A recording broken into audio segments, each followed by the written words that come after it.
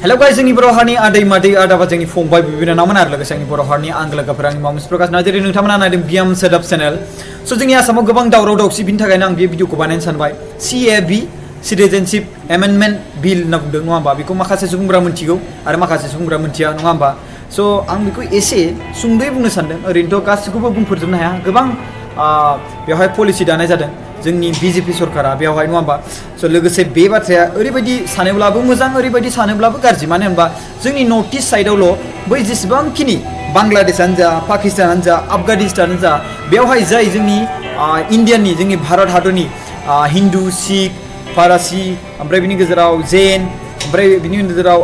Buddhist होनना बुंदों बुद्ध धोरोम लानाय बेफोरबायदि जाय जेसेबांखिनि रिलिजन 6 कमिउनिटिस होनना बुंदों गासै टटेल बे जेसेबांखिनि बे आफगानिस्तान पाकिस्तान आरो बिनि गेजेराव बांलादेशआव दङ बिथांमोनखौ लाबोनो नागिरदों भारतआव मिथिबायना स' बिथांमोनखौ बेयाव दोनफैनो नागिरदों आरो बे मोनसे बिराद मोजांबो बाथ्रा लाबोना दोनफैनो नागिरनाय बाट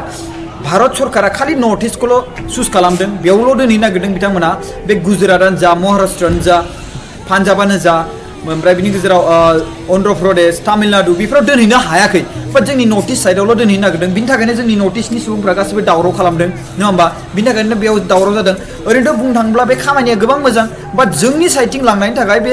गोबां दावराव जादों नङा होमबा मानोना बिसोरखौ जोंथिं सोहैयोब्ला दोनहैयोब्ला जों ओरैनो जबखौनो मोनखायाखै आरो बिसोरो हाबदेरबावब्ला बहाबाव नङा होमबा आरो बेबो दायो मोनसे आरो सुंद'यै डिउरेसनखौ खमायना होबावबाय जाय सिटिजेनशिप बिल मोननाय बा सार्टिफिकेट मोननाय बा थामोनथाय मोननाय बेखौ 11 years थानांगौमोन भारतआव नङा होमबा बिनि गेजेराव दा सुंद'यै खालामना होबाय सर्ट 6 yearsआवनो मोनगोन नङा होमबा स' बेफोरबायदिया गोबां सानथावना जादों आरो बिनि गेजेराव गासै माइग्रेन होनना बुंदों माइग्रेन जेनेबा बैसिनिफ्राय फैनानै बेयाव जोंनि इण्डियानाव दोनफैनाय बाट इण्डियानाव दोनफैनाय मा मिन्स जोंनि जायगायावसो रिप्लेस खालामनो नागिरदों आसाम दङ बेयावहाय ओमफ्राय बिनि गेजेराव ओरै अरुणाचल प्रदेश दङ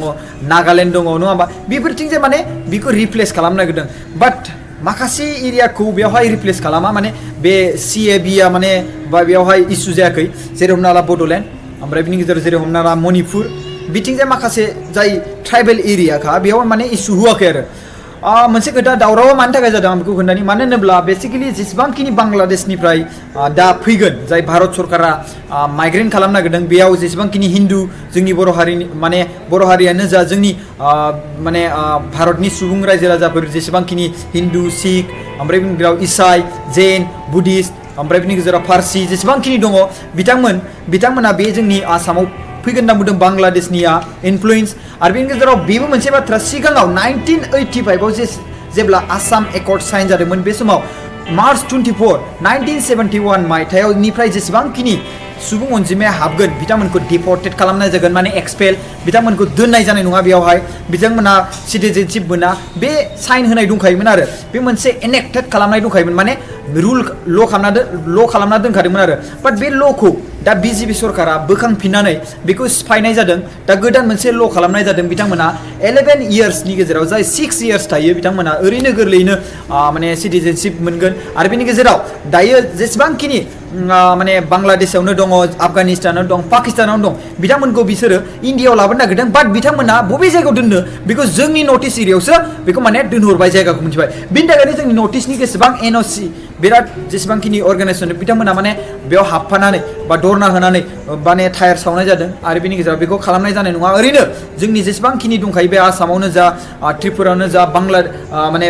मणिपुरावनो जा अरुणाचलावनो जा जेसेबांखिनि जोंनि सुबुं अनजिमा जेसेबांखिनि दङ बिथांमोनानो दासिमबो सरकारि साख्रि मोनाखै आरो बिथांमोनखौ जाय बांग्लादेशआवनो जा आफगानिस्तानावनो जा आरो जाय पाकिस्तानावनो जा बिसोरखौ लाबोनानै बेयावहाय रिप्लेस खालामफैयोब्ला नङा होमबा जायगायाव दोनफैयोब्ला माने जाय मानसिफ्रा जेसेबांखिनि दा 6 इयार्स जायाखै बिथांमोनखौ बोखारगोन बायदि आरो बेनि गेजेराव बुंनाय मथेथ' बिथांमोना जास्ट लाबोदों आरो जाय मानसिफ्रा बेयावहाय 6 इयार्स थागोन बिथांमोना सिटिजेनशिप मोनगोन आरो जेनेबा हमना ला दा बिथांमोना जाय मानसिफ्रा फैगोन बे बांग्लादेश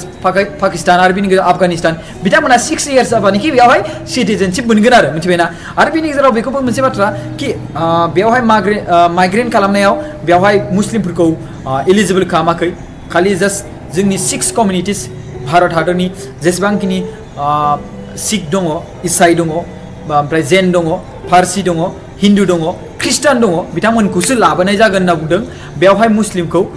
लाबोनाय जाया नन मुस्लिम जेसेबांखिनि दङ बिथांखौ लाबोगोन होनना बुंदों लिरनाय मथे आरोना आं जेसेबांखिनि लिरनाय मथे बेखौ खोन्थादों आरो बुंनो गोनांथ' गोबां दंबावो गोबां दावराव दावसि जादों नङा होमबा उकिल गगৈ जाय जोंनि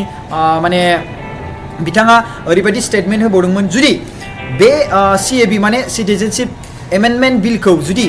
एक्सेप्ट खालामो अब्लाथाय आसामा खावसे जागोन बेलेग एक्सट्रा जागोन ओमफ्राय बेखौ बोखानाय जागोन माबानिफ्राय भारत हादरनिफ्राय बेफोरबायदि बाथ्राबो बुंनाय जादोंमोन दाथ' गोबां दावराव दाथ' लक सभायाव बेखौ एनेक्ट खालामबाय ल' खालामबाय बेखौ 9 डिसेम्बर खालारखालि बेखौ एक्सेप्ट खालामबाय दायो बेखौ रायजो सभायाव दायो दैथायहरबाय इस्युखौ नङा होमबा बे दा पेन्डिं जाना दं बेसिकेलि रायजो सभायाव ओरैनोथ' लक सभायाव बेखौ दायो ल'खौ एक्सेप्ट खालामनानै दा दानायानो जाखाबाय अलरेडि जोंहा अमित शाह जाय बुंदों मिनिस्टार अफ इन्डिया नङा होमबा हम मिनिस्टार अफ इन्डिया सिगाङाव राजनाथ सिंहआ जानुवारियाव 2019 नि जानुवारियाव बिथाङा बेखौ इस्युखौ रायलायखानाय जाखादोंमोन गोबाङानो बे समावनो दावराव जाबाय थादोंमोन आरो बिनि गेजेराव 2016 निफ्रायनो बे CAB माने सिटिजेनशिप एमेन्डमेन्ट बिलखौ इस्यु खालामखादोंमोन आरो बिनि गेजेराव दा अमित शाहआ दा जोंनि मिनिस्टार अफ माने हाम मिनिस्टार जाबाय माने इन्डियानि थाखाय दा बिनि उनाव राजनाथ सिंहआ दायो मिनिस्टार अफ डिफेन्स जाना दङ दा जोंहा अमित शाहआ स' बिनि गेजेराव दायो अमित शाहआ बुंनाय मथेथ' एक्सेप्ट खालामबाय आरो बिनि गेजेराव लकसभायावबो एक्सेप्ट जाबाय दा रायजो सभायाव दैथायहरबाय दा पेन्डिं जाना दङ रिजाल्टआ माबायदि जागोन बेबो दाबो नेनांगौ गोनांथि दा आसामाव गोबां हाल्ला जाना दङ दावराव दावसि जाना दङ आर्मि सिन्थाय बुनाय थै लाला लालि गहोनाय बुंनो थाङोबा फारसेथिंजाय जाय जायगायाव दंहैयो नेपालावनो जा जेसेबांखिनि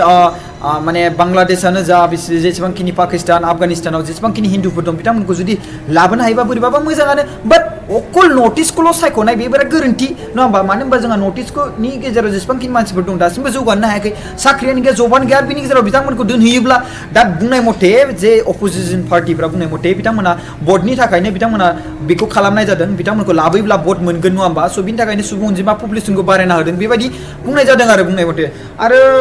अनलायनायाथ' थानांगौ बयनावबो बाट बिनि गेजेरावबो साननो थाङोब्ला जुदि खालि माने बेसेबांबा रायजो राजा बे जेसेबांखिनि बांलादेश आफगानिस्तान पाकिस्तानाव थानाय बिसोरखौ जुदि लाबोनानै बेयाव दोनफैयोब्ला जोंनि खालि नर्थ इस्टआवल' होमबाथ' जोंहाबो एसे प्रब्लेम जायो बेनो आरो प्रब्लेमा स' जुदि बेलेग गासिबो माने स्टेटआवनो पान्जाबानो जा ओमफ्राय अन्ध्र प्रदेश तामिलनाडुआनो जा वेस्ट बेंगल बेफोरबायदि जेसेबांखिनि दङ उत्तर प्रदेश दिल्ली महाराष्ट्रमोन नङा होमबा गुजरात बेफोराव जेसेबांखिनि जायगायाव माने दोनजोबनो हायोब्ला अब्ला बेयाव रानै दोनोब्ला बे मोनसे जेबो जेंना जानाय नङामोन आरो खालि बिसोर नर्थ इस्टखौल' चुज खालामबायना बेयावल' दोनहैनो नागिरदोंना बेसो प्रब्लेमा नङा होमबा स' बेवहाय ओरैनो जोंनि सुबुं अनजिमानि जेसेबां जब मोनालासिनो थाना दङ स' आरो बेनिबो मोनसेबाव 19 जेनेबा आं बेखौ बुंखाबाय नङा होमबा 1985 आव जेतिया आसाम एकर्डनि साइन खालामदोंमोन बे समावनो मार्च 24 1971 मायथाइनिफ्राय जेसेबांखिनि सुबुं अनजिमा फरेनार फैगोन बिथांमोनखौ डिपर्टेड खालामगोन एक्सपेल खालामगोन बिथांमोनखौ दोननाय नङा सिटिजेनशिप होनाय नङा होननानै बुंनाय दंमोन आरो बाट बिनि गेजेराव दायो बिजेपि सरकारा उथायफिनबाय आरो बिनि गेजेराव गोदान मोनसे बानायलायबाय बिथांमोनखौ लाबोगोन आरो दोनफैगोन आरो बिनि उनाव 6 इयार्स जानाय लोगो लोगो बिथांमोनखौ सिटिजेनशिप होगोन आरो बेनि गेजेराव बेखौबो मोनसे खोथा गरखाफोरखौबो होखारगोन होननानै बुंनाय जादों खोनादों माने बुंनाय मथे निउसाव बुंनाय मथे स' बेखौ बिसोरखौ होखारहरगोन आरो बिसोरखौ दोननाय नङा आरो माखासे मुस्लिमफ्राबो थांगोन खारनाय जागोन बेफोरबायदि बुंनाय जादों आरोना ओरैनोथ' जुदि मुस्लिमफोरखौ होखारनो हायोब्ला आरो गरखाफोरखौ माखासेखौ होखारहरनो हायोब्लाथ' मोजां बाट बेवहाय गुबुनखौ हिन्दुफोरखौ लाबोनानै जोंनि जायगायाव दोनफैयोबा आरो बेसिकलि मोनसे एसे मोजां जोंनि थाखायबो बड'लेण्डआव बे इस्युआ जायाखै आरो बिनि गेजेराव जुदि बेवहाय जेसेबांखिनि मानसिफोर दोनफैगोन अब्ला बिनि गेजेराव सुबुं अनजिमाबो बांगोन लोगोसे बड'लेण्ड स्टेटआ मोनगोन ना मोना बेखौ मिथिया बाट जोंनि माखासे आफादफोराबो बेवहाय बारा इस्यु जाथ'वाखै मानो होनबा बे अल आसाम स्टुडेन्ट इउनियनाव गोग्लैखाबाय नालाय स' बिनि थाखायनो जोंनि आबसुफ्रा बेयाव गोग्लैदोंबाबो गोग्लैबायदि जाथ'ना दं आरो नाखै होमबा 9 डिसेम्बराव जेतिया मैयाहाय 9 डिसेम्बराव जेतिया बे CAB माने सिटिजेनशिप एमेन्डमेन्ट बिलखौ एक्सेप्ट खालामदोंमोन अब्ला जोंनि अल बड' स्टुडेन्ट इउनियना आफादा जोंना बे जन्त्र मन्त्र निउ दिल्लीयाव थांनानै बे समावनो बे खाथि जायो आरोना बे जाय लक सभा निउ दिल्लीनि खाथि खमावबो 2 किल'मिटार 3 किल'मिटारसो जागोन बे खाथि जरावनो जोंहा सारमोना माने धरना हैदोंमोन बड'लेण्ड स्टेट मुभमेन्टनि थाखाय गोबां मोजांनि बाथ्रा बे समाव सम नङा होमबा स' जोंना धरनाया होबाय थानांगौ सोलिबाय थानांगौ नङा होमबा स' थेंक इउ स' माच गाइस नोंथांमोना एसेबाबो मिथिबाय जानांगौ मानि थाखाय दावराव जादों मानो होनोब्ला जेसेबांखिनि आफगानिस्तान आरो पाकिस्तान आरो बांलादेशआव जेसेबांखिनि हिन्दु सिक्स कमिउनिटिस हिन्दु माने बिनि उनाव सिख ओमफ्राय बिनि उनावहाय इसाई ओमफ्राय जैन ओमफ्राय बिनि उनाव फारसि ख्रिस्टान जेसेबांखिनि सिक्स कमिउनिटिस दङ बिथांमोनखौ लाबोनो नागिरदों रिप्लेस खालामनो नागिरदों आसाम नर्थ इस्टआवनो आरोना ओमफ्राय बांलादेशआ आसामजों रिप्लेस खालामजागोन होनना बुंदों बिनि थाखायनो माने एसे दावराव जादों बिनि थाखायनो माने होनोब्ला बिसोरखौ बेयाव दोनफैगोन आरो सुबुं अनजिमाया बांसिनगोन ओरैनो जोंहा मोनखायाखै नङा होमबा स' ओरैनोथ' मोजां खामानि बिथांमोनखौ लाबोगोन बेयाव भारताव दोनफैगोन बाट खालि नर्थ इस्टखौल' मानो सायख'दों गुबुन एरियायाव मानो दोननो नाजायाखै नङा होमबा स' बे मोनसे जाथाय आरो जायफोरनिया नियादि पाट्टा गैया बिथांमोननियाव एसे एनै प्रब्लेम जागोन बायदि मोनसिगोन आं मानो होनबा हाया बुरजा दंबा नियादि पाट्टाया जायाखैब्ला अब्ला बिथांमोनखौ रानलायनाय जासिगोन बिथांमोननि हायाव कब्जा खालामनाय जासिगोन बेफोरबायदि एसे प्रब्लेम आंनि थाखाय एसे सन्देह आरोना गुबुन थाखाय आं मोनथिया बाट आं एसे सन्देह मोनदों आरोना बेफोरबायदि जायफोरा नियादि पाट्टा दं आरो बिराद बुरजा हा दं बिनि गेजेराव एसे एनै बेयावबो जानो हागौ दांसु बाट जायफोरना नियादि पाट्टा गैखाथारा नियादि पाट्टा जाथाराखै बाट हाया दङ हा गोदानाव अब्ला बेवहाय बिराद इसु जागोन प्रब्लेमफ्रा बिथांमोना रानलायनाय जानांगोन बेफोरबायदि आरोना माने बेफोरबायदि आरो जादों आरो नङा होमबा आरो दाबो रायजो सभायाव दैथायहरदोंसो दा पेन्डिं जाना दं स्टेटासा स' नोंथांमोनाबो नेटआव नायनो हागोन नङा होमबा स' नोंथांमोना नायबानो जाबाय सिटिजेनशिप एमेन्डमेन्ट बिल होननानै बेखौ नायबानो जाबाय अब्लानो गासिबो डिटेल्स फरायना मोनजोबगोन लोगोफोर थेंक इउ गाइस नायनायनि थाखाय नोंथांमोना एसेबाबो बुजिबाय खुलुमबाय